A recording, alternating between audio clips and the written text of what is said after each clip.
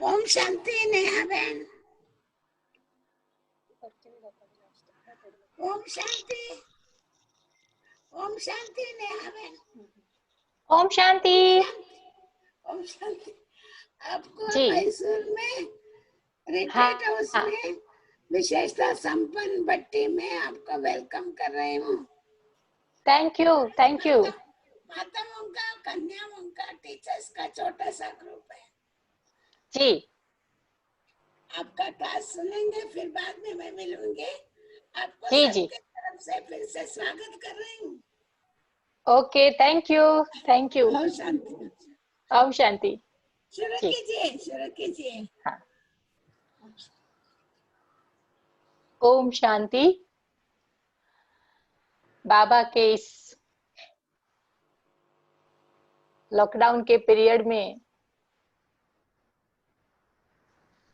आप सभी को इस प्रकार से मिलने का चांस मिल रहा है, ये बहुत अच्छी बात है। हम सभी जानते हैं कि वर्तमान समय बाहर की दुनिया में चारों ओर कोविड-19 के अंतर्गत एक भय का, डर का माहौल कोरोना वायरस के कारण चारों ओर फैला हुआ है। लोग अभी भी इस बीमारी के डर से बाहर नहीं आ रहे हैं और हम बाबा के बच्चे कितने भाग्यशाली हैं, कितने लकी हैं कि ऐसे समय में भी बाबा हम आत्माओं को इतना बल भर करके पावरफुल बना रहे हैं। मुझे ये बात बहुत अच्छी लगती है कि बाबा ने हम बच्चों को जो ब्राह्मण जीवन की दिनचर्या बताई है, जो बना के दी है, तो हम बच्चे सुबह अमृत वेले से लेकर के रात्रि तक उसी दिनचर्या में इतने मस्त रहते हैं कि हमारा समय कहाँ चला जाता है हमें नहीं पता चलता है। दुनिया वालों के लिए प्रश्न है कि समय कहाँ पर स्पेंड करे, घर में रह करके उनका समय नहीं जा रहा है और हमारा बाबा एक एक सेकंड सफल करा रहा है। तो हम कितने भाग्यशाली हैं। दुनिया वालों के हिसाब से उनके लिए लॉकडाउन है, लेकिन हमारे लिए तो बाबा ने हमारे अंदर के लॉक को खोलने की जैसे कि चाबी दे दी गई है, ऐसे महसूस होता है। सच में इस 3-4 महीने के अंतर्गत हमने बाबा से बहुत कुछ पाया है। बाबा ने हमें बहुत कुछ दिया है। हम महसूस कर रहे हैं कि इस 3-4 महीने के पीरियड में हम बाबा के इतने नजदीक आ गए हैं, इतनी अपनेपन की भूमिका हम अपने जीवन में बाबा से महसूस कर रहे हैं। कदम कदम पर बाबा ने इतनी मदद की है, इतना साथ दिया है, तो बाबा से जो थोड़ा बहुत भी डिस्टेंस था वो एकदम नजदीक बने का अनुभव इस 3-4 महीने में मैं समझती हूँ कि आप हम सभी ने महसूस किया।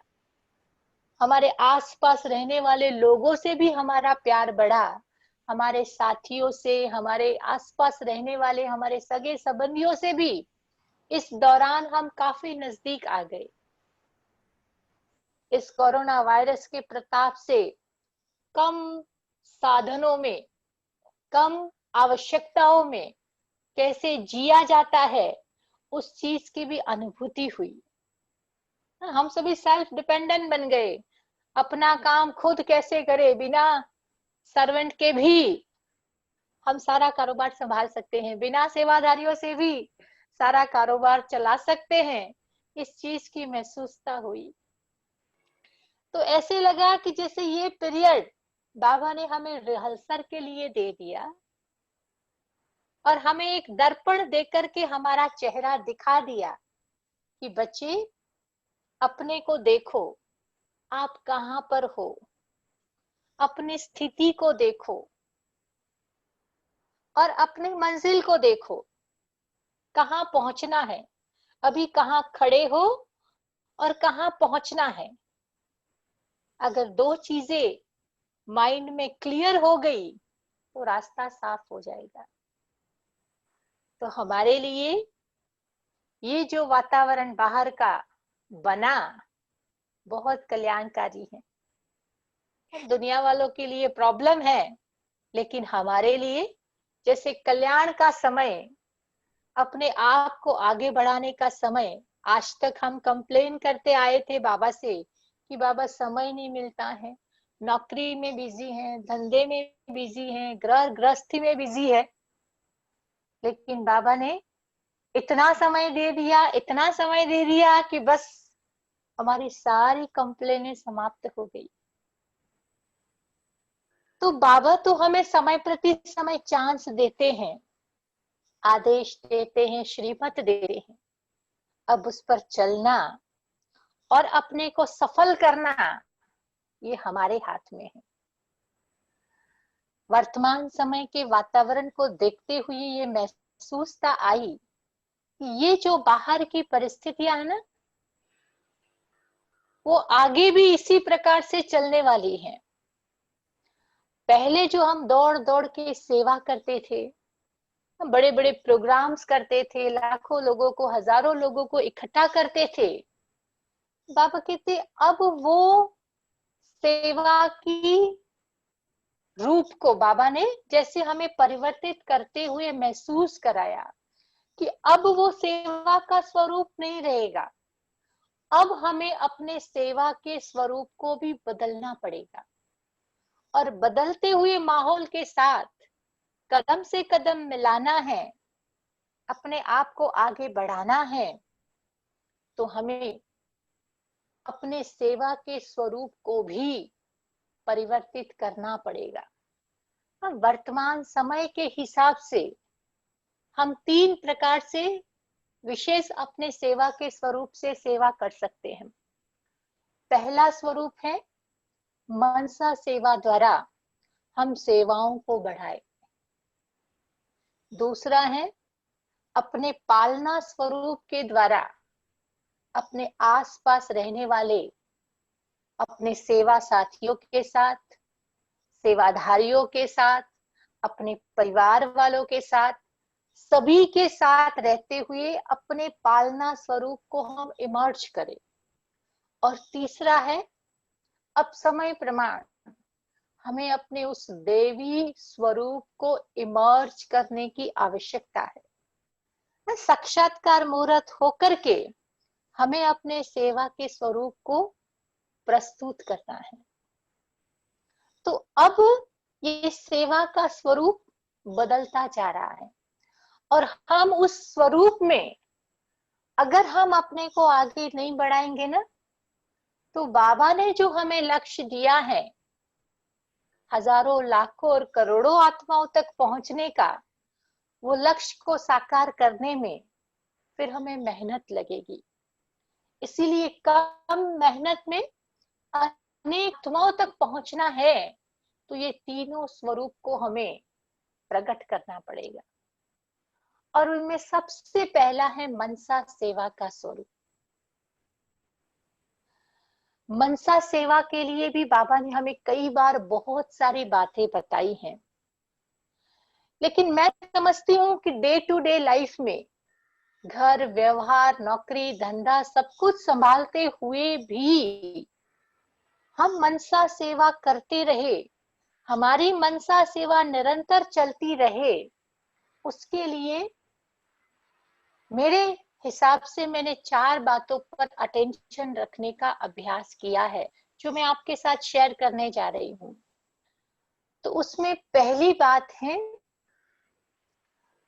समय प्रमाण। अभी हमें सेकंड में फुल स्टॉप के अभ्यास को बढ़ाना पड़ेगा। जब से हम बाबा के बने, बाबा ने हमें ज्ञान की समझ दी, तब से लेकर के ये बात तो हमारी बुद्धि में क्लियर थी कि हमें व्यर्थ के प्रभाव से मन को मुक्त करना है। और जितना जितना व्यर्थ का प्रभाव मन पर अपना प्रभाव दिखाता रहेगा ना, उतना हम मनसा सेवा नहीं कर पाएंगे। तो मनसा सेवा का पहला और महत्वपूर्ण एस्पेक्ट है कि हमें मन को व्यर्थ के प्रभाव से मुक्त करना है। किसी भी प्रकार का व्यर्थ का प्रभाव मन को प्रभावित न करे, ये पहली कंडीशन है। और उसमें बहुत सारी बातें आ जाती हैं जो हमारे जीवन में व्यर्थ को आने का कारण बना देती हैं। तो वो व्यर्थ के प्रभाव से मन को हम कितना सेफ रख पाते हैं, ये हमारे लिए बहुत जरूरी है। विशेष करके व्यर्थ जब आता है तो हमें ये समझ में नहीं आता है कि वो व्यर्थ को हमें समाप्त कब, कहां और कैसे करना है। एक व्यर्थ के बातों के चिंतन में हम चले जाते हैं तो एक में से दूसरी, दूसरे में से तीसरी, तीसरे में से चौथी, अनेक बातें उसके साथ जुड़ जाती हैं। और वो जुड़ते हुए प्रभाव में हम कहाँ चले जाते हैं हमें ही पता नहीं चलता है। और इतने सालों में ज्ञान में चलने के बाद अब इतनी तो हमारी बुद्धि में बात क्लैरिटी हो गई है कि पहले जो मन पर व्यर्थ के प्रभाव का असर रहता था, 2 दिन 10 दिन तक रहता था, 10 दिन से हम धीरे धीरे अभ्यास करते करते 5 दिन आए, फिर 2 दिन आए, फिर 1 दिन आया, फिर आधा दिन रहा, फिर 2 घंटा रहा, फिर 1 घंटा रहा। लेकिन बाबा हमारे से चाहते हैं कि सेकंड में फुल स्टॉप। और जो सेकंड में फुल स्टॉप लगा सकता है ना, वो कभी भी व्यर्थ के प्रभाव के चक्कर में नहीं आएगा। तो ये 1 घंटे से आधे घंटे और आधे घंटे से 15 मिनट से 15 मिनट से फिर 1 सेकंड तक आने का जो दायरा अभी भी बाकी रहा है, उसको भी हमें खत्म करना है। तो सेकंड में फुल स्टॉप हमारा कैसे लगे, हमें ये पता चलना चाहिए कि जिस गाड़ी को हम चला रहे हैं, उस गाड़ी में ब्रेक सही समय पर सही स्थान पर न लगे तो एक्सीडेंट होने की संभावना निश्चित है। तो हमें ये पता रहना चाहिए कि मुझे कहाँ ब्रेक लगानी है। कई बार व्यर्थ संकल्पों का प्रभाव इतना लंबा चलता है और उस नदी में हम इतने बह जाते हैं कि उसको ब्रेक लगाने का ही भूल जाते हैं। और जहाँ ब्रेक नहीं लगती है वहां एक्सीडेंट होता है। उस एक व्यर्थ के कारण जितनी भी आत्माओं के साथ संबंध में आते हैं ना, सबके साथ हमारे संबंध में क्लैशेस होना शुरू हो जाता है। उनके साथ हमारा संबंध बिगड़ना आरंभ हो जाता है। उसका रूट एक ही व्यर्थ संकल्प था, लेकिन उसके चिंतन में और जुड़ते गए और मन डिस्टर्ब जितना ज्यादा रहा, उतना अनेकों के प्रभाव में हम आते गए। देखो, एक चीज, एक पानी के गिलास को जब हम उठा करके पीते हैं तो भारी नहीं लगता है, मुश्किल नहीं लगता है।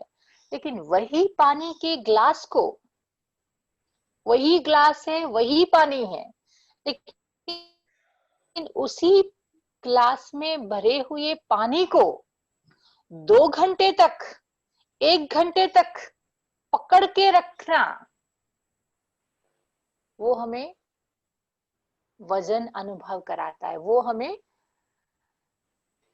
ऐसे अनुभव कराता है कि जैसे वो बहुत भारी है, क्योंकि जितने ज्यादा समय तक उस ग्लास को पकड़ के रखेंगे ना, तो हाथ दर्द करने लगेगा। तो वो दर्द, वो पीड़ा हमें नुकसान करती है। तो जब एक स्थूल पानी का ग्लास भी घंटे तक पकड़ने से हमें महसूसता आती है कि ये बहुत वजन है इसमें और हाथ मेरा दुखने लगा, तो ऐसे कितने संकल्पों को हम कितने घंटों तक यहाँ पकड़ करके रखते हैं। तो यहाँ फिर वो बोझ, वो पेन, वो नुकसान की अनुभूति नहीं होगी तो क्या होगा। इसीलिए बाबा कहते हैं कि समय पर ब्रेक लगे, समय पर फुल स्टॉप लगे, ये बहुत जरूरी है। नहीं तो कहां पर खड्डे में गिर जाएंगे और अपनी स्थिति का नुकसान कर लेंगे, हमें पता नहीं चलेगा। बाबा कई बार हमें कहते हैं कि ये संगम युग का समय सुहावना समय है, मनुष्य से देवता बनने का समय है, हीरे जैसा जन्म हमें मिला है, कौड़ी से हम हीरा बन रहे हैं, दैवी संस्कारों को हम इमर्ज कर रहे हैं, पतित से पावन बन रहे हैं। और यही ये समय है कि जिसमें हम विश्व कल्याण के निमित्त बनते हैं, इष्ट देव और देवी बनते हैं। तो जब समय इतना वैल्यूएबल है, तो समय की वैल्यू को न समझते हुए अभी भी हम व्यर्थ में लगे रहेंगे, तो आगे हमारा भविष्य क्या होगा। इस बात पर भी अगर हम सोचेंगे ना, गौर करेंगे ना, तो व्यर्थ चलने की संभावना हमारी धीरे धीरे खत्म हो जाएगी। फिर कई बार ये होता है कि जिस समय जो सोचने की आवश्यकता नहीं है ना, उस पर ज्यादा ध्यान नहीं दो, लेकिन हमारा लक्ष्य क्या है उसी पर फोकस करो। अमृत वेला बाबा से शक्तियां भरने का समय है, तो ऐसे समय पर बाबा से वो शक्तियां भरने के समय में उसमें ऐसे लगे रहो, इसमें ऐसे मस्त रहो। उसमें अगर व्यर्थ आता है, उसमें अगर अटेंशन नहीं है, झुटके आते हैं, तो समय तो हमारा व्यर्थ गया ना। वो समय था मन को शक्तियों से भरपूर करने का, वहां फोकस करने की आवश्यकता थी, लेकिन मन कहीं डाइवर्ट हो गया। क्लास में बैठे हैं, मुरली चल रही है, लेकिन मन कहीं बाहर भटक रहा है। तो जिस समय जहां पर हमें मन को लगाने की आवश्यकता थी, शक्तियों को जमा करने की आवश्यकता थी, ज्ञान के खजाने से भरपूर करने की आवश्यकता थी, उस समय वहां लक्ष्य नहीं दिया और जो व्यर्थ जा रहा था उसी में बुद्धि लगी रही, तो नुकसान हमारा कितना होगा। मुझे याद है कि हमारे भारत के हमारे सबसे बड़े नेता सरदार वल्लभ भाई पटेल, उनका एक प्रसंग मुझे याद आ रहा है कि एक बार वो वकील थे, तो कोर्ट में वो अपना केस लड़ रहे थे, और वो जो केस पर अपना दलीलें दे रहे थे, जो केस के लिए वो लड़ रहे थे, वो इतना सेंसिटिव केस था कि अगर उन्होंने उस केस को अच्छी तरह से नहीं लड़ा होता तो उनका जो क्लाइंट था उसको फांसी लग सकती थी। इसीलिए वो बहुत तैयारी के साथ अच्छी तरह से एक के बाद एक अपनी आर्ग्यूमेंट पेश करते हुए केस को लड़ रहे थे। तो उस जब केस लड़ने की उनकी प्रक्रिया चालू थी कोर्ट के समय में, ऐसे समय पर उनको उनका कोई कलीग्स आकर के एक टेलीग्राम देकर के चला गया। उनके हाथ में टेलीग्राम आया, उन्होंने खोला, पढ़ा और पढ़ करके जेब में रख दिया। और उनके जमाने में क्या होता था, टेलीफोन्स तो इतने इजीली लाइंस लगती नहीं थी, और लगती थी तो बहुत मुश्किल से लगती थी, इसलिए कोई वैल्यूएबल या कोई इम्पोर्टेंट न्यूज एक दूसरे को शेयर करने होते थे ना, तो लोग टेलीग्राम का सहारा लेते थे। और जब किसी को टेलीग्राम मिलता था ना, तो लोगों को ये प्रश्न उठता था कि कोई ऐसी सेंसिटिव बात तो नहीं है, क्यों टेलीग्राम आया। तो जब केस, उस दिन की दलीलें पूरी हुई, केस पूरा हुआ और वो बाहर आ रहे थे, तो उनका एक असिस्टेंट वकील था, उसने उनसे पूछा कि सरदार जी, आज आपको टेलीग्राम मिला, कोई ऐसी वैसी बात तो नहीं है ना। तो सरदार वल्लभ भाई ने कहा कि हाँ, आज मुझे टेलीग्राम मिला, मेरी पत्नी की डेथ हो गई है। मैंने वो पढ़ा और पढ़ करके जेब में रख दिया। तो उनका असिस्टेंट उनको पूछता है कि इतनी बड़ी बात सुनने के बाद, पढ़ने के बाद भी आपको कोई असर नहीं हुआ, आप केस लड़ते रहे, आप पर उसकी कोई इफेक्ट दिखाई नहीं दी। तो उन्होंने बहुत सुंदर जवाब दिया कि मरने वाली तो मर गई, मतलब वो गई, लेकिन जो मेरा क्लाइंट है वो जिंदा रहे, वो मरे नहीं, उसके लिए तो मुझे केस लड़ना ही था। अगर मैं यहाँ पर ठीक तरह से केस नहीं लड़ता ना, तो आज ये बेकसूर व्यक्ति कल फांसी पर चढ़ जाता। तो उसके लिए भी मुझे अपना काम करना था। तो जिस समय जिस सोच की आवश्यकता है, जो अपनी मंजिल है उस पर फोकस करने की आवश्यकता है, उस पर ध्यान न दे करके हम फालतू के व्यर्थ बातों के चक्कर में अपने आप को ले जाते हैं ना, तो कई बार हम हमारा बहुत बड़ा नुकसान कर देते हैं। और ये बाबा ने कई बार हमें कहा है। कई बार ऐसी कई बातें हमारे रोज बरोज के व्यवहार में हो जाती हैं जो व्यर्थ चिंतन का कारण बन जाती है। कई बार लोगों का ये प्रश्न होता है कि हमारे जीवन में कोई ऐसी बड़ी बात हो जाती है, ऐसी परीक्षाएं आ जाती हैं, कोई प्रॉब्लम्स आ जाते हैं, तो बड़े सुनते नहीं है, हम किसके पास जाए। हमारा फैसला होता नहीं है। तो जब हमारा फैसला नहीं होता है तो नेचुरली वो चीज चलेगी, नेचुरली वो चीज नेगेटिविटी की तरफ जाएंगी, व्यर्थ का कारण बनेगा।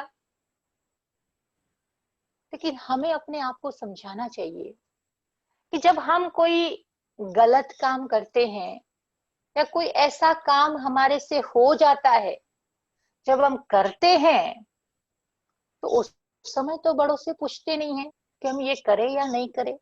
और जब हो जाता है और फैसला नहीं मिलता है, तो हम बड़ों को या निमित्त आत्माओं को दोषी ठहराते हैं। हमें अपने मन को ये समझाने की आवश्यकता है कि क्यों हमें फैसला जल्दी नहीं मिल रहा है। हो सकता है कि वो जो पीरियड है, जब कोई गलत काम होता है और उसका फैसला देने के बीच का जो पीरियड है, हो सकता है वो हमारा हिसाब किताब चुकतू होने का पीरियड है। हो सकता है हमारा कोई अगले कर्म का हिसाब किताब उसी में चुकतू हो रहा है। उस भाव से उस पीरियड को लेकर के हम मन को स्थिर रखे, हलचल में न रखे ना, तो भी हमारी मनसा शक्ति व्यर्थ जाने से बच जाएंगी। कई बार ये भी सुनने में आता है कि हमें न्याय नहीं मिलता है, हम इतना ही सेवा करते हैं लेकिन समय पर हमें जो इंसाफ मिलना चाहिए वो नहीं मिल रहा है। बाबा कहते हम बाबा के क्यों बने हैं? न्याय मांगने के लिए बाबा के बने हैं। बाबा तो हमें पतित से पावन बना रहा है, मनुष्य से देवता बना रहा है। बाबा इतने ऊंचे कार्य के निमित्त हमें बना रहा है, और अभी भी हम छोटी छोटी बातों में फंसे रहते हैं। आजकल बाहर का वातावरण नेगेटिव है, नकारात्मक है। हो सकता है कि उसके प्रभाव में अगर हमें जो न्याय चाहिए वो नहीं भी मिल रहा है, लेकिन उसी के कारण उसी बात को पकड़ करके हम अपने मन को व्यर्थ की दिशा में फंसाते जाएंगे। तो न्याय देने वाले का नुकसान नहीं है, नुकसान हमारा है। इसलिए हमें उस पर फोकस करने की आवश्यकता है और बातों में हम जाकर के मन को खराब न करें। कई बार ये भी देखने और सुनने में आता है कि कई व्यक्ति, कई भाई बहनें हमें कंप्लेन करते हैं कि हमने अपने जीवन में किसी का कुछ नहीं बिगाड़ा है, कोई पाप नहीं किया है, कोई धोखा नहीं किया है, लेकिन फिर भी हमें बहुत सारे कष्ट झेलने पड़ते हैं, हमारे साथ ही ऐसा दुर्व्यवहार होता है, हमें ही बहुत मुसीबतों का सामना करना पड़ता है। लेकिन हम इस कर्म के हिसाब किताब को समझने की कोशिश नहीं करते हैं। कई बार क्या होता है कि हम पाप नहीं करते हैं, झूठ नहीं बोलते हैं, चोरी नहीं करते हैं, लेकिन कभी कोई व्यक्ति से गलत काम हो जाता है, समझो, तो हम उस व्यक्ति को उसके लिए सुनाना शुरू करते हैं, और उसको हम जो सुनाते हैं ना, वो ऐसे समय पर सुनाते हैं ना कि उस व्यक्ति के आसपास 10 लोग 12 लोग खड़े हैं। अब 10-12 लोगों के बीच में आप उस व्यक्ति को सुना रहे हो कि तुमने ऐसा किया, तुमने ऐसा किया, तुमने ऐसा किया। अब गलती उस एक व्यक्ति से हुई है, लेकिन सुना हम 12 लोगों को है। तो उस एक व्यक्ति के कारण वो 12 लोगों के समय, शक्ति और संकल्पों को उसकी चोरी करने के निमित्त हम जाने अनजाने में बन जाते हैं। एक के कारण 10 के संकल्प चलने से वाइब्रेशन को खराब करने का कारण हम बन जाते हैं। और ये भी कर्मों का एक हिसाब किताब है, और ये कर्मों का हिसाब किताब उन सभी आत्माओं की नेगेटिविटी हमारे तरफ आएंगी और हमें ही नुकसान करेंगी। तो ये कर्मों के हिसाब किताब को न समझने के कारण फिर हम कंप्लेन करते रहते हैं कि मेरे साथ ऐसा क्यों होता है, मुझे ही ऐसी तकलीफ क्यों होती है, मुझे ही क्यों भुगतना पड़ता है।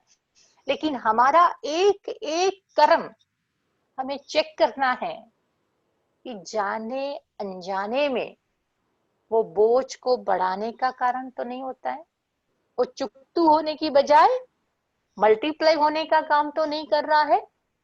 अब ऐसी चीजों पर थोड़ा सा हम गौर करेंगे ना, तो हम मनसा शक्ति को पावरफुल बनाने की दिशा में आगे ले जाएंगे। नहीं तो इन छोटी छोटी बातों में बहुत सारी मनसा शक्ति हमारी वेस्ट जाती है और हमें पता ही नहीं चलता है। फिर कई बार चलते चलते ये भी देखने को मिलता है कि किसी एक व्यक्ति के साथ हमारा हिसाब किताब चल रहा है, उस व्यक्ति से हमारा संबंध ठीक नहीं है। अब वो संबंध उस व्यक्ति से ठीक न रहने के कारण वो हमारे प्रति एक्सट्रीम नेगेटिव है। हम लाख कोशिश करते हैं उसके साथ ठीक चलने की, लेकिन वो हमारे साथ ठीक नहीं है, तो हमारा व्यवहार भी उसके प्रभाव में नकारात्मक हो जाता है। वो हमारी ईर्ष्या करता है, लेकिन ईर्ष्या का अंश मेरे अंदर में भी है, तो उसकी ईर्ष्या को देख करके मेरी ईर्ष्या अंदर में पैदा हो गई, तो नेगेटिविटी नेगेटिविटी को खींचती है।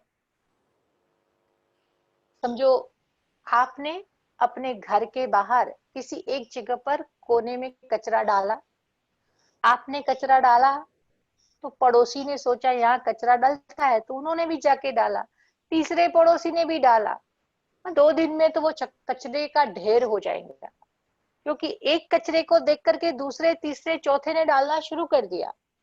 तो उसी प्रकार से हमारे मन में सूक्ष्म में भी कोई नेगेटिविटी है, और जब वो क्रिएट होती है तो आसपास समाज में लोगों में ऑलरेडी नेगेटिविटी है, तो नेगेटिविटी को खींचती है और हमारे अंदर में वो मल्टीप्लाई होती है। तो आज हम किसी के प्रति इतने नेगेटिव नहीं थे, लेकिन हमारा कंटिन्यूस किसी आत्मा के प्रति का नेगेटिव व्यवहार हमारे व्यवहार को भी नेगेटिव बनाने का कारण बन जाता है। और उसका परिणाम फिर हम देखते हैं कि बाबा से हमारा योग नहीं लगता है, मूड ऑफ हो जाता है, उदास रहते हैं, जीवन में उमंग उत्साह खलास हो जाता है। ये सारे उसके रीजन है कि हम गलत गलत को खींचने के कारण अपने नुकसान करने के निमित्त बन जाते हैं। फिर कई बार हम लोगों से ये भी सुनते रहते हैं कि कभी हमारी कोई गलती नहीं होती है, हमारा कोई दोष नहीं होता है, फिर भी लोग हमारा अपमान करते हैं, हमारी निंदा करते हैं, हमारा इंसल्ट करते हैं, हमें परेशान करते हैं, और इसके कारण हमारा व्यर्थ और नेगेटिव चलता है।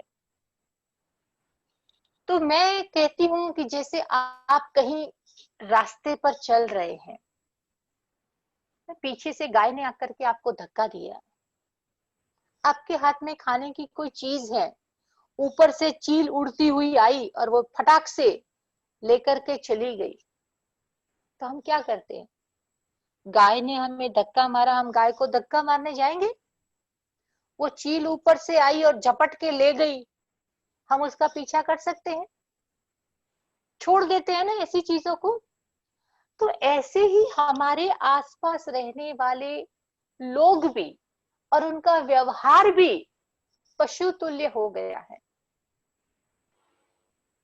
हम उनको लेट गो करें, वो निंदा करे, अपमान करे, परेशान करे, हमें उनसे अपने आप को बचा के रखना है। हम उनके प्रभाव में आ गए, उनको तो वही चाहिए।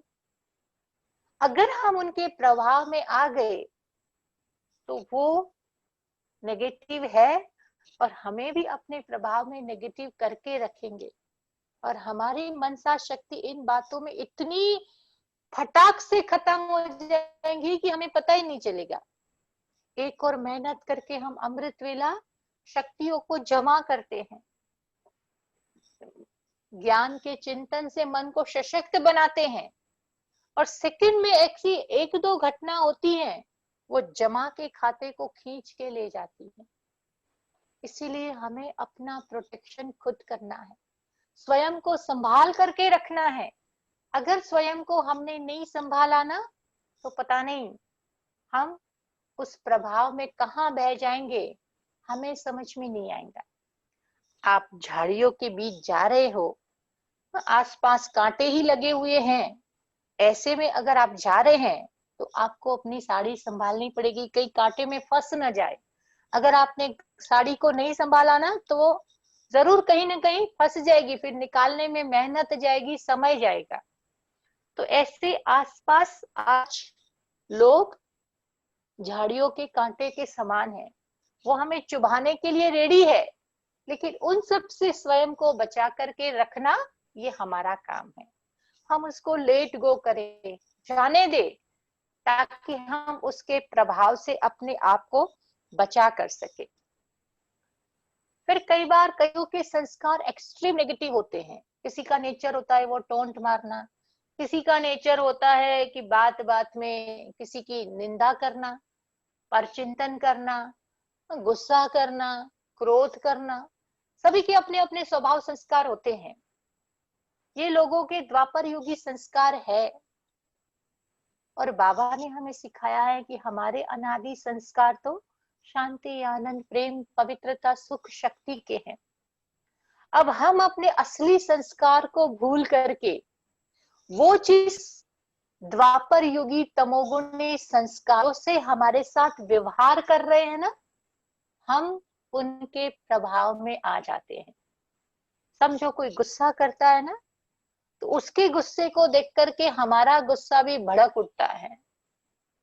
उस समय हमें स्वयं को समझाने की आवश्यकता है कि वो गुस्सा कर रहे हैं, लेकिन मैं तो शांत स्वरूप आत्मा हूं ना, मुझे अपने शांति के ओरा को बढ़ाना है।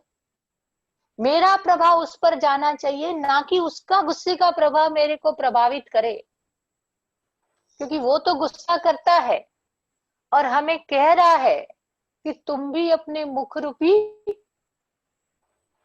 इंद्रिय को खोलो, गुस्सा करो। और जब हम उसके प्रभाव में आकर के गुस्सा करते हैं, मुंह खोल लेते हैं, तो वो अपनी सेना सहित हमारे अंदर में प्रवेश कर लेता है। क्योंकि गुस्सा एक नेगेटिव इमोशन है। एक नेगेटिव इमोशन क्रिएट हुई ना, तो उसके connected 10 negative emotions immediately create होना शुरू हो जाएगा, जो हमारा मानसिक लेवल पर भी नुकसान करेगा, शारीरिक लेवल पर भी नुकसान करेगा, और संबंधों के लेवल पर भी हमारा नुकसान करेगा। तो तीन नुकसान को भुगतने के लिए फिर हमें तैयार रहना पड़ेगा। इसीलिए बाबा ने हमें व्यर्थ के प्रभाव से मन को बचाकर रखने की अनेक विधियां बताई है। तो उस विधि के अनुसार अब हमें अपने आप को, कुछ भी बात हो जाती है, कैसी भी बड़ी बात आ जाती है, चाहे शरीर के रूप में आए, चाहे संबंधों के रूप में आए, चाहे परिस्थिति के रूप में आए, चाहे स्थान के रूप में आए, चाहे वैभव के रूप में आए, किसी भी रूप में कोई भी परिस्थिति आवे, लेकिन मन हमारा अचल, अडोल और स्थिर रहे, परिस्थिति के प्रभाव में ना आए, परिस्थिति से ऊपर स्वस्थिति में रहने के अभ्यासी हम बन जाए ना, तो परिस्थिति कभी भी हमारे पर हावी नहीं होगी। और परिस्थिति हमारे पर हावी नहीं होगी ना, तो मन व्यर्थ की प्रभाव में कभी भी नहीं जाएगा। और मन हमारा जितना शांत, जितना शक्तिशाली और जितना स्थिर रहेगा ना, उतना ही मनसा सेवा के लिए जो पहला हमारा फाउंडेशन है, उस फाउंडेशन में हम अपने को रेडी कर पाएंगे। तो मनसा सेवा की विधि में पहली बात है कि मन को हमें सेकंड में फुल स्टॉप के अभ्यास को इतना पक्का करना है, इतना पक्का करना है कि कभी भी हम उस प्रभाव में बह न जाए। दूसरी बात कि व्यर्थ का प्रभाव जब खत्म हो जाएगा ना, और व्यर्थ के प्रभाव को हम खत्म करना चाहते हैं ना, तो उसके लिए हमें मन को शक्तिशाली, श्रेष्ठ और समर्थ संकल्पों से भरना पड़ेगा। और मन में जितना श्रेष्ठ, समर्थ और शक्तिशाली संकल्प चलते रहेंगे ना, तो भी व्यर्थ को खत्म करने में वो चीजें हमें काफी हद तक मदद करेंगी। किसी बाल्टी में गंदा पानी भरा हुआ है, आप उसमें शुद्ध पानी डालते जाओ, डालते जाओ, डालते जाओ। एक सिचुएशन तो ऐसी आएगी ना कि सारा गंदा पानी निकल जाएगा और उसमें शुद्ध पानी रह जाएगा। तो व्यर्थ का प्रभाव हमारे अंदर में बहुत ज्यादा है, लेकिन हम सोचते रहेंगे कि व्यर्थ को खत्म करूं, खत्म करूं, खत्म करूं, कभी नहीं होगा। जब हम संकल्प करते, आज से मुझे व्यर्थ संकल्प करने नहीं है, व्यर्थ के बारे में सोचना नहीं, व्यर्थ बातें करनी है नहीं, व्यर्थ के लिए किसी के प्रभाव में आना ही नहीं, ऐसे ही सोचते रहेंगे ना, तो ये नेगेटिव इमोशंस और ही नेगेटिव इमोशंस को अपने पास खींचेंगी। आप करने जाएंगे ना, वो भी नहीं हो पाएगा। उससे अगेंस्ट में अगर हम समर्थ संकल्पों से मन को भरना आरंभ कर दे, सुबह अमृत वेले बाबा से इतना प्यार से याद करे, जैसे आज भी वरदान में बाबा ने मुरली में कहा ना, इस सुख के सागर में ऐसे लवलीन हो जाओ और उसके लिए अंतर्मुखी भाव के वरदान में स्थित हो जाओ। तो अपने आप को अंतर्मुखी बना करके बाबा से सुख के वाइब्रेशन भर करके आत्मा को हम इतना तैयार करें, इतना भरपूर करें, शांति की किरणों से आत्मा को इतनी शक्तिशाली बनाएं, प्रेम की किरणों से आत्मा को भरपूर करे। जब आत्मा ये अपने 7 अनादि गुणों से भरपूर होगी तो व्यर्थ को आने की मार्जिन ऑटोमेटिक कम होता है। जितना जितना समर्थ बढ़ता जाएगा ना, व्यर्थ धीरे धीरे खत्म होते होते बिल्कुल खत्म हो जाएगा। तो मनसा सेवा के लिए समर्थ, श्रेष्ठ और शक्तिशाली संकल्प चाहिए। और उसके लिए बाबा ने एक तो हमें अमृत वेले अपने को पावरफुल विधि पूर्वक के योग के द्वारा समर्थ बनाने को, शक्तिशाली बनाने के लिए जोर दिया है। अमृत वेला हमारी दिनचर्या का आधार है, फाउंडेशन है। और सुबह सुबह उस फाउंडेशन को हम पक्का कर देते हैं ना, तो व्यर्थ को आने की मार्जिन ऑटोमेटिक खत्म हो जाती है। और दूसरा, सुबह बाबा की मुरली, तो मुरली क्लास, ये हमारे ब्राह्मण जीवन का खुराक है। जैसे कहते हैं ना, शरीर को स्वस्थ रखने के लिए एक तो भोजन ठीक से चाहिए, एक्सरसाइज चाहिए और आराम चाहिए। 3 चीज है तो ये फिजिकल बॉडी हमारी फिट रहती है। तो उसी प्रकार से बाबा हमें कहता है कि मन को शक्तिशाली, तंदुरुस्त रखने के लिए मन को एक तो शक्तिशाली संकल्पों का भोजन दो। और भोजन देने के बाद काम खत्म नहीं होता है। भोजन देने के बाद उसको फिर हमें मनन और चिंतन में लाना है। मुरली तो हम सभी सुन लेते हैं, लेकिन सुनने के बाद आज बाबा ने मेरे लिए क्या कहा, आज बाबा ने जो मुरली में कहा, क्या मेरे जीवन में वो कहीं पर भी मिसिंग है? क्या मुझे इसमें कुछ सुधार करने की आवश्यकता है? मुझे इसमें परिवर्तन लाने की आवश्यकता है? अगर हम अपने आप को फोकस करने की कोशिश करेंगे, समझने की कोशिश करेंगे ना, और उसके लिए विचार सागर मंथन करेंगे ना, तो वो चीज हमारी अपनी होगी। कई बार हम लोगों के क्लास सुनते हैं, मुरली सुनते हैं, अच्छी बातें सुनते हैं, अच्छा लगता है।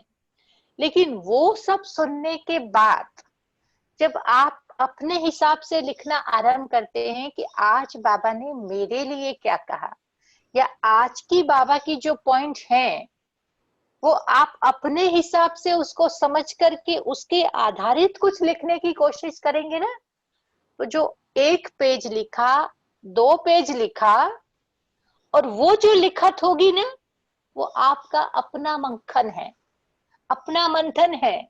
और वो चीज आपको दिल से लगेगी, क्योंकि वो अंदर से आई है, वो मनन से आई है, चिंतन से आई है। और उस चीज को फिर आप जितनी भी बार पढ़ेंगे ना, तो वो आपको अपनी लगती जाएंगी। और अपनी लगती चीज धारणा में जाना भी सहज हो जाता है।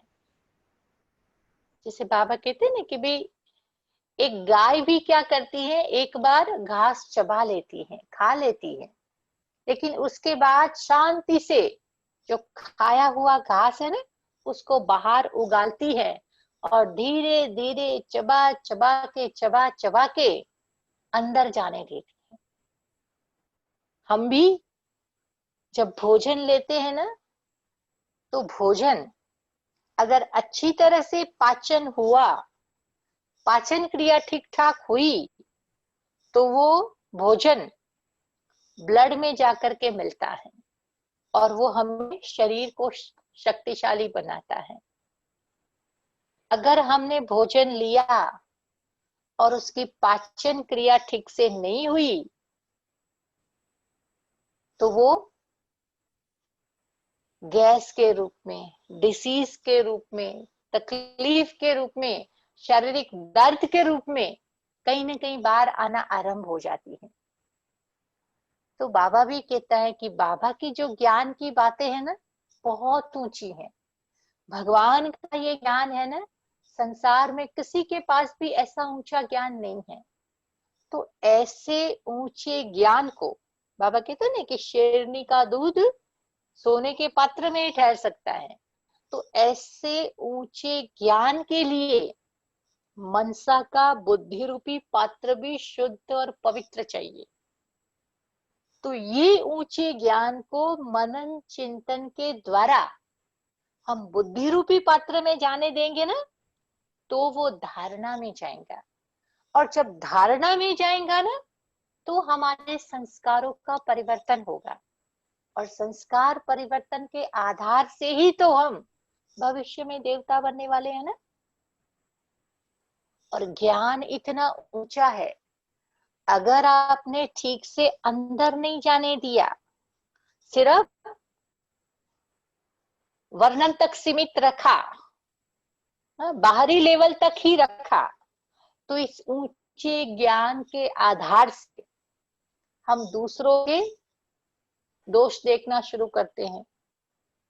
बाबा ने तो ऐसे कहा, फिर भी ये व्यक्ति ऐसे करता है, ये ऐसे करता है, इसमें ये दोष है, इसमें ये बातें हैं, इसमें ये बातें हैं। हम बाहर देखना शुरू करते हैं ना। और जब आप किसी की बाहर नेगेटिविटी देखना आरंभ करेंगे ना, उसका वर्णन करना शुरू करेंगे ना, तो आज वो नेगेटिविटी उनके पास है, लेकिन बार बार के चिंतन से वो हमारे अंदर आना शुरू हो जाएगा। जैसे अच्छी बातों का बार बार चिंतन करो ना, तो वो धारणा में जाकर के हमें संस्कार परिवर्तन में मदद करेगी। ऐसे किसी की बार बार नेगेटिविटी आप देखना शुरू करेंगे ना, तो वो बातें भी आज नहीं तो कल हमारे अंदर धारणा में चली जाएंगी और हमारे पूरे व्यक्तित्व को भी नकारात्मक नेगेटिव बनाने में अपना महत्वपूर्ण रोल अदा करेंगी। इसीलिए भगवान का ज्ञान है, ऊंचा ज्ञान है, और मुझे उस ऊंचे ज्ञान को मनन चिंतन के द्वारा धारणा में लाना है और अपने आप को शक्तिशाली बनाना है। ये मेरे हाथ में है। तो मनसा सेवा की दूसरी विधि है कि शुभ संकल्पों के चिंतन द्वारा, एक्सट्रीम पॉजिटिविटी के द्वारा, शुभ भावना के द्वारा, शक्तिशाली संकल्पों के द्वारा मुझे अपने मन को सदा भरपूर रखना है। कहते हैं खाली मन शैतान का घर। मन को खाली नहीं रखना है कभी भी। खाली रहेंगे ना तो उसमें नेगेटिविटी भरेगी, लेकिन अगर शुद्ध संकल्पों से भरपूर होगा, ज्ञान के खजानों से भरपूर होगा ना, घड़ा हमारा भरपूर है ना, तो मार्जिन नहीं है नेगेटिविटी को आने की। जहां घड़े को हम खाली रखते हैं ना, तो वो व्यर्थ और नेगेटिविटी उसमें भरना आरंभ हो जाती है। तो ये दूसरी बात पर हमें विशेष ख्याल रखना है। और मनसा सेवा की तीसरी कंडीशन है कि अगर हमें मनसा सेवा के लिए मन को तैयार करना है, तो उसके लिए एक बार जो शुद्ध संकल्पों का प्रभाव है तो व्यर्थ तो खत्म होता जाएगा, लेकिन शुद्ध संकल्पों के प्रभाव को बरकरार रखने के लिए हमें ड्रिल की आवश्यकता है। और हम बच्चे इतने न भाग्यशाली हैं कि स्वयं भगवान ने हमें ड्रिल करना सिखाया है। ऐसा कोई होगा जो स्वयं भगवान देख करके हमें मन की ड्रिल कैसे करनी है वो खुद बैठ करके प्रैक्टिकल में हमें कराए, और फिर भी हम बच्चे उस पर ध्यान न दे, तो मीन्स हम अपने भाग्य पर खुद ही लकीर मार करके उसको कम कर रहे हैं। तो शुभ संकल्पों के स्रोत को बरकरार रखने के लिए हमें क्या करना है? बीच बीच में ड्रिल के अभ्यास को बढ़ाना है। और उसके लिए बाबा ने हमें 5 स्वरूपों की ड्रिल बताई है। कल्प वृक्ष में तले में जाकर के कैसे बैठना है और अभ्यास करना है वो भी हमें सिखाया है। आकारी, निराकारी और साकारी स्वरूप का अभ्यास सिखाया है। फरिश्ते स्वरूप की ड्रिल करना बाबा ने हमें सिखाया है। परमधाम में कैसे बैठ करके ड्रिल करना है वो भी बाबा ने हमें सिखाया है।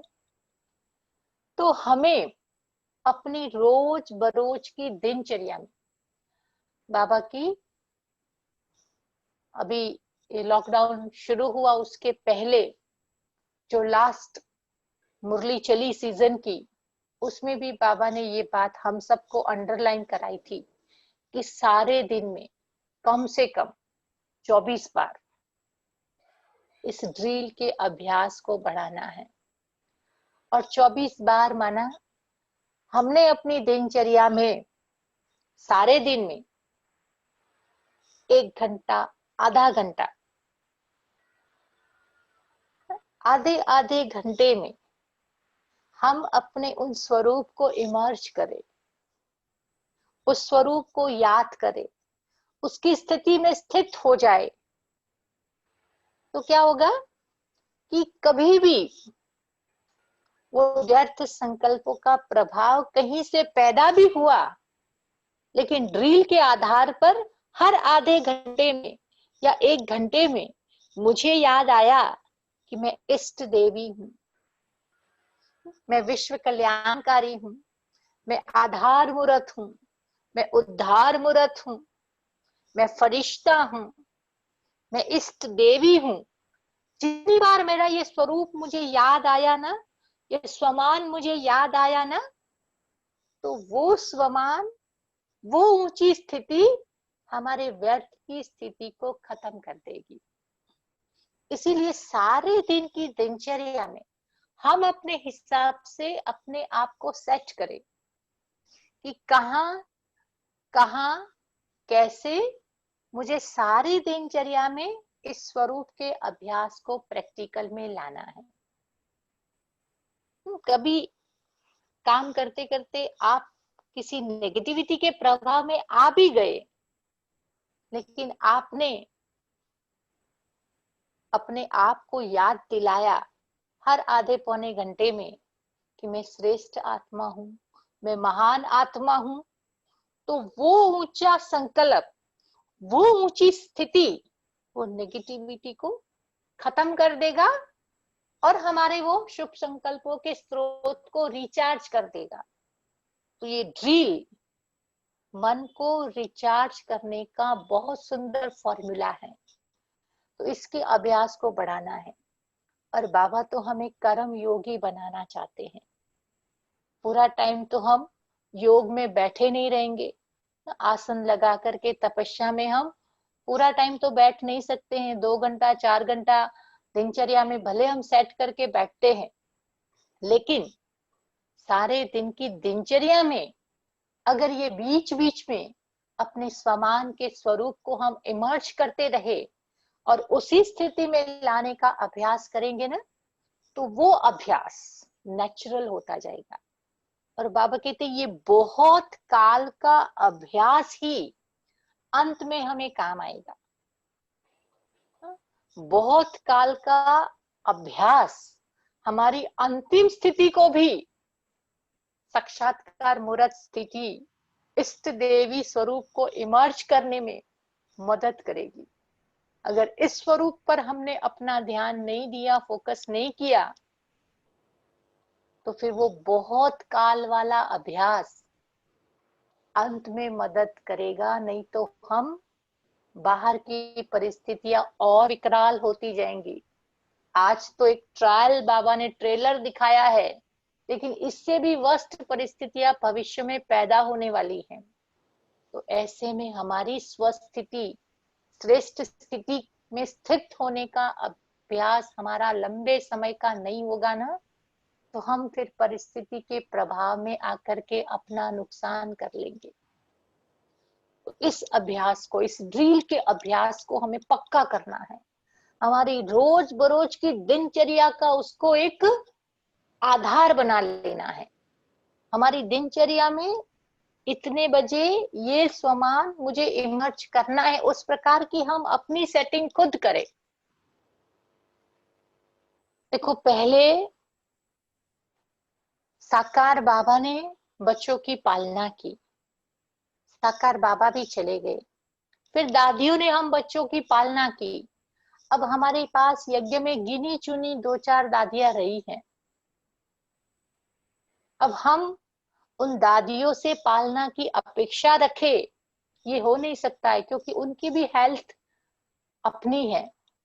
वो हमारे लिए समय अभी निकाल सके ये पॉसिबल नहीं है। हमारी सीनियर बहनें भी काफी कुछ ऊपर चली गई हैं, कुछ गिनी चुनी बहनें भी रही हुई हैं, वो भी तबीयत के कारण अपने अपने कारोबार में व्यस्त हैं। तो ऐसे में अभी हमें बड़ों से पालना मिले और हम लायक बने, ये अपेक्षाएं छोड़ देनी है। अब मुझे पालना का स्वरूप खुद बनना है। भगवान ने बहुत कुछ दे दिया, अब मुझे यज्ञ माता बन करके, यज्ञ कुमारी बन करके मुझे उस पालना का रिटर्न देना है। मुझे स्वयं से औरों को पालना देनी है, और जब मैं दूसरों को पालना दूं, उसके पहले मुझे तो अपने आप को भरपूर करना पड़ेगा ना, लायक बनाना पड़ेगा ना। जब हम अपने आप को पालना के स्वरूप में लायक बना देंगे, भरपूर कर देंगे, तो अनेकों का उद्धार करने के निमित्त बन सकते हैं। और मनसा सेवा के लिए चौथी बात कि मनसा सेवा जब हम करते हैं, दिल से करते हैं, तो उस समय हमारी मनसा में निस्वार्थ वृत्ति चाहिए। किसी स्वार्थ भाव के प्रभाव में आकर के हम मनसा सेवा ना करें कि भाई हम इस आत्मा को सकाश देंगे ना तो ये आत्मा धन से हमें सहयोग देंगी, इस आत्मा को सकाश देंगे तो हमारा बिजनेस बढ़ जाएगा, इस आत्मा को सकाश देंगे ना तो हमारा इससे संबंध अच्छा हो जाएगा। तो ऐसी स्वार्थ की भावना से हम मनसा सेवा करते हैं ना, तो उतना प्रभाव नहीं देती है। इसीलिए मनसा सेवा में निस्वार्थ भाव, हम उन व्यक्तियों को न देखें लेकिन उनको आत्मा के रूप में देखें।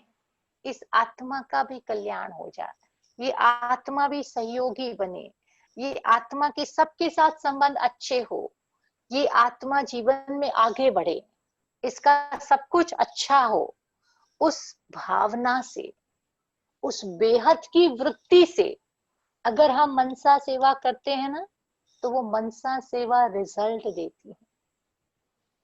हमारी मनसा में किसी के भी प्रति दोष वृत्ति नहीं होनी चाहिए, निर्दोष भाव। किसी व्यक्ति में कोई दोष है और हम उसके हिसाब से मनसा देवसा करते कि ये बहुत गुस्से वाला है ना, ये व्यक्ति ठीक हो जाए, हमने उसका दोष देखा और फिर हम उसको सकाश दे रहे हैं ना, तो उसका कोई मायना नहीं रखता है। लेकिन उस आत्मा को निर्दोष भाव से देखो कि आत्मा बहुत अच्छी है, बहुत प्यारी है, बहुत शांत है, बहुत शक्तिशाली है। उस भाव से, उसका कल्याण के भाव से हम उसको सकाश देना, तो उस आत्मा का उद्धार होता है। और मनसा सेवा में हमें रहम दिल की भावना होनी चाहिए। दिल में एक्सट्रीम रहम का भाव होना चाहिए कि ये बाबा के बच्चे हैं, हमारे भाई बहन हैं, ये आत्माएं हैं, विश्व की इतनी सारी आत्माएं हैं, दुखी हैं, अशांत हैं, परेशान हैं, मुझे उनके उद्धार के निमित्त बनना है, मुझे उनको सहयोग देना है, मुझे उनको सकाश देना है, उनके दुख दर्द मुझे मुक्त करने हैं। ऐसी रहम की भावना अंदर से इंटेंसिटी से आएंगी ना, तो हम उन आत्माओं को मनसा सेवा यथार्थ रीति से दे पाएंगे। मुझे याद आता है कि जब गांधी जी भारत में आए, अफ्रीका से बैरिस्टरी की पढ़ाई पूरी करके, तो एक बार वो ट्रेन से कहीं ट्रैवल कर रहे थे, तो किसी सिग्नल वो ट्रेन का मिला नहीं था, तो ट्रेन काफी देर तक खड़ी थी, तो पैसेंजर उतर करके इधर उधर चक्कर मार रहे थे।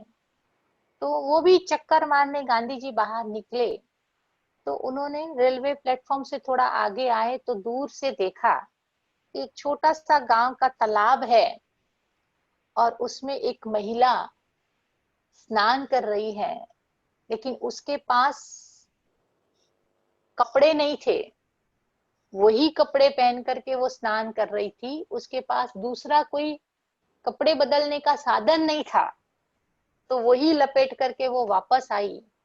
तो गांधी जी को लगा कि मेरे भारत देश के लोग इतने गरीब हैं, इनके पास पहनने के लिए कपड़े नहीं है। जब तक मैं इन आत्माओं को गरीबी से बाहर नहीं निकालूं, तब तक मैं भी एक धोती ही पहनूंगा और कोई कपड़ा नहीं पहनूंगा। और उन्होंने अपने सूट बूट जो पहन के आए थे बैरिस्टरी का, वो सब कुछ त्याग कर दिया। और उस दिन से उन्होंने वो छोटी सी पोतड़ी पहन करके, छोटी सी धोती लगा करके पूरी जिंदगी व्यतीत की। तो जब कोई चीज एक इंटेंसिटी से उनके दिल में बैठ जाती है ना, तो व्यक्ति उस लक्ष्य के पीछे पागल हो जाता है। तो उसी प्रकार से बाबा कहते मनसा सेवा के लिए हमें अंदर में आना चाहिए कि मैं इष्ट देव और इष्ट देवी हूँ, और इन सभी आत्माओं के उद्धार के निमित्त मुझे बनना है, मुझे उनको सुख देना है, शांति देनी है, शक्ति देनी है। जब अंदर से ये चीज हमारे अंदर से आएंगी ना, तो वो रहम दिल की भावना पैदा होगी, वो शुभ भावना और शुभकामना की वृत्ति जागेगी, और उन आत्माओं के कल्याण के निमित्त हम बन पाएंगे। तो मनसा सेवा के लिए इन 4 बातों के अभ्यास में हम विशेष ध्यान देते हैं ना, तो हमारी मनसा सेवा असर करेगी। और आज के युग का ये डिमांड है, आज के युग की ये जरूरत है, इसीलिए हमें मनसा सेवा के अभ्यास को बढ़ाना है। और मनसा सेवा के लिए हमें 4 प्रकार के स्वमान में अपने को ज्यादा व्यस्त रखना है, ताकि वो मनसा सेवा को आगे बढ़ाने में हमें मदद दे। पहला स्वमान हमें ये पक्का करना है कि मैं कुल देवी हूँ, मैं इष्ट देवी हूँ। जब आप उस स्वरूप में स्थित होते हैं कि मैं देवी हूँ, इष्ट देवी हूँ, और इस आत्मा को मुझे शांत करना है, ठीक करना है, उसकी मनोकामना पूर्ण करनी है, इस भाव से आप बैठते हो और उसको सकाश देते हो ना, तो हमारा सकाश उन तक पहुंचता है। उनको लगता है कि कहीं से कोई लाइट आ रही है, कहीं से मुझे सहयोग मिल रहा है, कहीं से मुझे सकाश मिल रहा है, कहीं से कोई फरिश्ता मेरी मदद कर रहा है, उन्हें महसूसता वो आती है। मैं आपको एग्जांपल सुनाती हूँ कि हमारे पास इस लॉकडाउन के पीरियड में एक बहन का हमारे पास फोन आया, और उसमें फोन में उस बहन ने बिल्कुल रोते रोते मुझे सुनाया कि दीदी मुझे कहीं से आपके सेंटर का नंबर मिला है, इसलिए मैं आपको फोन कर रही हूँ। मैं बहुत परेशान हूँ, मैं बहुत दुखी हूँ कि मेरा भाई कोरोना में मर गया है, और मुझे हॉस्पिटल में उसको देखने तक नहीं जाने दिया, उसका अंतिम संस्कार किया, मुझे उसका चेहरा तक उन्होंने नहीं दिखाया। और मेरा भाई से मेरा इतना प्यार था, इतना प्यार था कि मैं उसके बिना रह नहीं सकती हूँ। मैं इतनी परेशान हूँ, इतनी दुखी हूँ, मैं क्या करूं। अब वो लिटरली इतना रो रही थी, इतनी दुखी थी, इतनी परेशान थी वो आत्मा। तो मैंने उसको प्यार से समझाया कि तुम एक टाइम दिया कि इसी टाइम पर तुम मुझे रोज फोन करना, मैं तुझे जो मेडिटेशन की विधि सिखाती हूँ ना, उसका अभ्यास तुम दिन में 3 बार करना, तुमको बहुत अच्छा अनुभव होगा। और मैं रोज उसको आधा घंटा उसी पर सुनाती रही कि कैसे मेडिटेशन करना है, कैसे उस आत्मा को, गई हुई आत्मा को सकाश देना है, शांति के वाइब्रेशन देने हैं, कैसे उसको अपने से मुक्त करना है। वो सारी विधि उसको मेडिटेशन में आधे घंटे तक मैं रोज कराती थी। और लिटरली उस आत्मा ने भी उसका अभ्यास किया। तीसरे दिन उसने कहा कि सच में दीदी आज मुझे महसूसता आई कि जैसे मेरा भाई मेरे से मुक्त होकर के, खुश होकर के, शांति से वो चला गया है, और वो जहां भी है वहां खुश है। सच में दीदी आप देवी हो, अगर आप नहीं होती तो मैं सच में डिप्रेशन में चली जाती। तो मेरा कहने का भाव है कि आज लोग डिप्रेशन में हैं, परेशानी में हैं, डिमांड ऐसी कर रहे हैं, तो ऐसी अनेक आत्माएं हमारे पास आएंगी, तो हमारे पास कुछ पावर होगा, कुछ शक्ति होगी, तभी तो हम उनको शांत कर पाएंगे, उनको कुछ दे पाएंगे। तो देने के लिए हमें उस कुल देवी के स्वरूप में स्थित होना है, इष्ट देवी के स्वरूप में स्थित होकर के, शक्ति संपन्न स्थिति में स्थित होकर के उन आत्माओं की मनोकामनाओं को पूर्ण करना है। दूसरा अभ्यास कि मैं कल्प वृक्ष के तले में बैठी हुई पूर्वज आत्मा हूं, और पूर्वज आत्मा सारे कल्प वृक्ष का आधार मूर्त होती है, उद्धार मूर्त होती है। मेरे से वो पानी सारे वृक्ष में जाएगा और पत्ते पत्ते प्रभावित होंगे। और जब मेरे से वृक्ष में पानी जा रहा है तो मैं बीज, मैं मूल कितना शक्तिशाली होना चाहिए कि ताकि सारा वृक्ष उससे प्रभावित हो।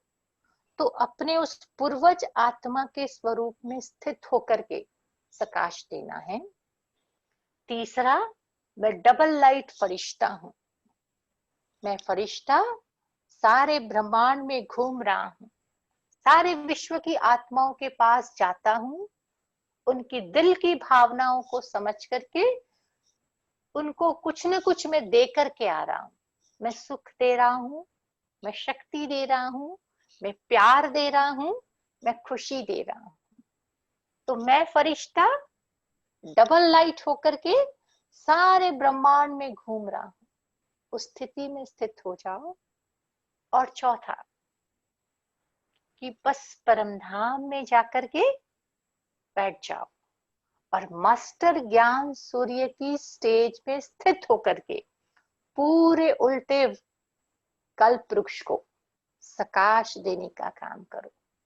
परमधाम की मास्टर ज्ञान सूर्य स्थिति में स्थित होकर के वो पावरफुल शक्तिशाली किरणों से पूरे कल्प वृक्ष के बीज को नए सिरे से तैयार कर आने वाली नई सृष्टि के निमित्त मैं आत्मा बन रही हूं। उस भाव से, उस शक्तिशाली किरणों से नई दुनिया की कलम मैं लगा रही हूं, उसको सकाश दे रही हूं, उसके मैं निमित्त बन रही हूं। इस भाव से सारे विश्व को सकाश देने का काम करें। इस प्रकार के योगा अभ्यास से मन हमारा और पावरफुल बनता जाएगा।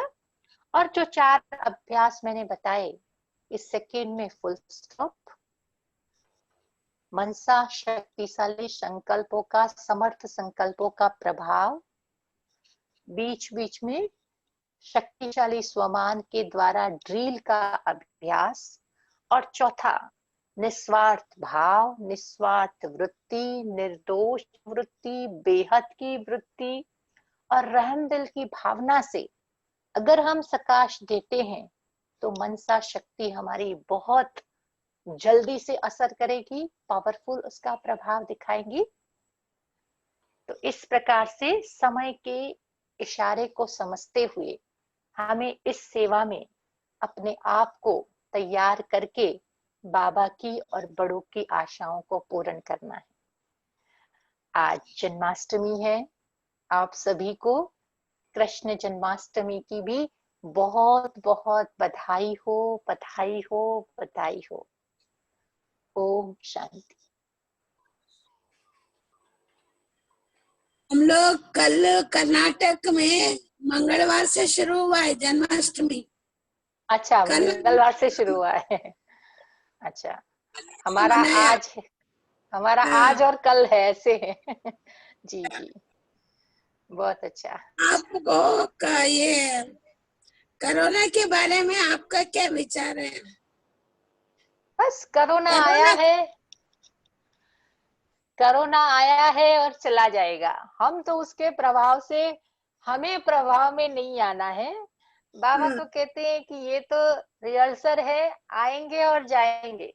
हमें अपनी स्थिति से मस्त रहना है। और हम लोग प्रैक्टिकल में देख रहे हैं कि यहाँ पर कोरोना का प्रभाव अपना काम कर रहा है और हम तो अपनी सेवाओं में अभी भी मस्त है।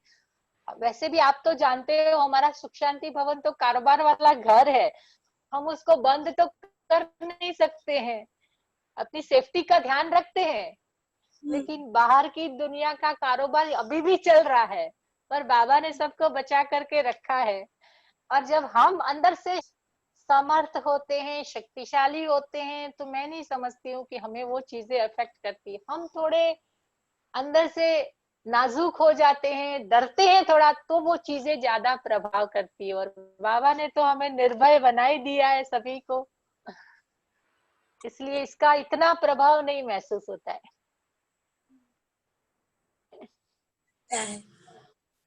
तो हम लोग भी अभी 3 महीने से बट्टियां कर रहे हैं, बट्टी बंद नहीं किया बहुत है। अच्छी बात है। अलग अलग ग्रुप में जी पहले जी। क्वारंटाइन बट्टी किए, सभी 3 अच्छा। दिन वो कमरे में रहे, सिर्फ सुनते रहे, जी कोई बाहर नहीं आते थे। जी अभी जी नीचे क्लास में जैसे क्लास के टाइम, अभी ऑनलाइन क्लास में दिन का योग, शाम का योग, शाम की क्लास, रात का क्लास सब अटेंड करते नीचे हॉल में। जी। अच्छा है, अच्छा बट्टी चल रही है, और भी 3-4 अच्छा है। बट्टी आगे होने वाली है। इस जी जी। साल का हम लोग 10 ग्रुप बनाया, हमेशा अच्छा 10 ग्रुप करते हैं। वो बड़ा बड़ा ग्रुप था, ये छोटा ग्रुप में हम लोग जी ये आप सभी का चांस ले रहे हैं, सबका अनुभव जी अमृत सुनने के लिए और सभी जी। को अपने जीवन में धारण करने के लिए बहुत बहुत शुक्रिया। बहुत नेहा बहन, थैंक यू दीदी। आप अपने समय निकाल के सेवा किया, तो सभी माताओं के, टीचर्स और कुमारियों के तरफ से आपको बहुत बहुत धन्यवाद। थैंक यू दीदी, आपने चांस दिया। ऐसे समय पर तो हम सेवा पर है ही, पर आप चांस दिया तो अच्छी बात है। हमको भी अच्छा लगा आप सबसे मिलकर के दीदी। थैंक यू दीदी। ओके। सही ओम शांति।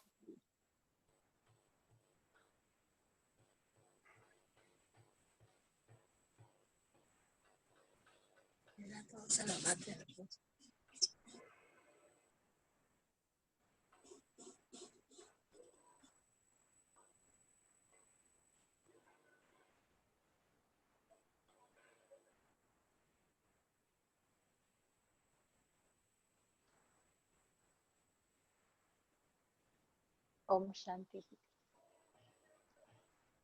ओम छुट्टी लू दीदी, छुट्टी लेवी।